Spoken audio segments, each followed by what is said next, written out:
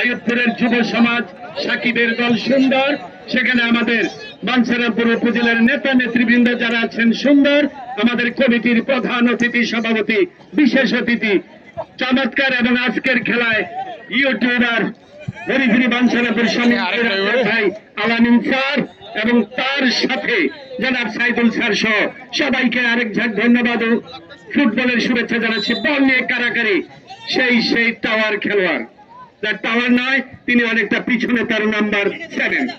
জি, বলটাকে ঘুরালেন জগন্নাথপুর একাদশ। ওরে বাবা, কি ফাইন বলটা, কিভাবে নিয়ে আসার চেষ্টা করা হয়েছিল।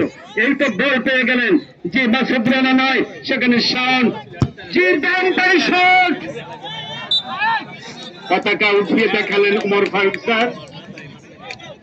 মূল ব্যাপারে শফিকুল ইসলাম মুন্না স্যার, আমরা দেখতে পাচ্ছেন পূর্ব দিকে হাবিব স্যার, 3 স্যারের পরিচালনা, অনেক অভিজ্ঞ রেফারি।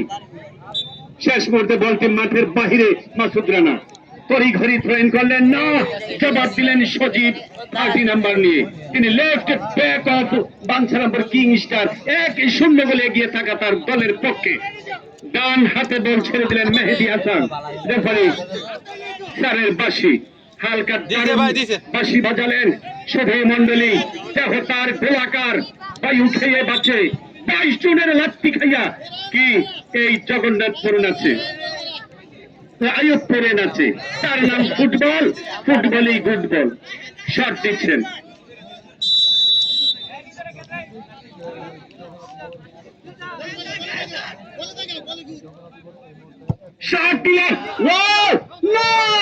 গোলকিপার কিন্তু আরো চমৎকার ছিলেন, তিনি কতটুকু উপরে লাফিয়ে উঠেছিলেন।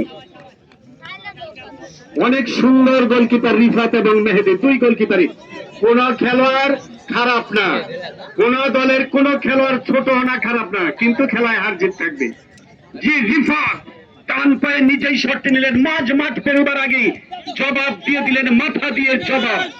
বিপক্ষের খেলোয়াড় স্ট্রাইকার খেলোয়াড়, সেখান থেকে শরীফ ও আবার আক্রমণ প্রান্তে চলে যাবার আগেই রেফারি স্যারের বাঁশি।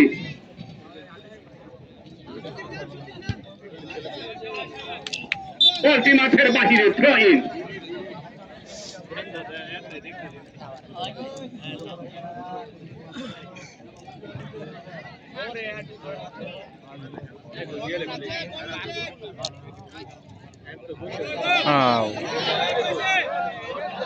আরে বেশি পাস করেছে।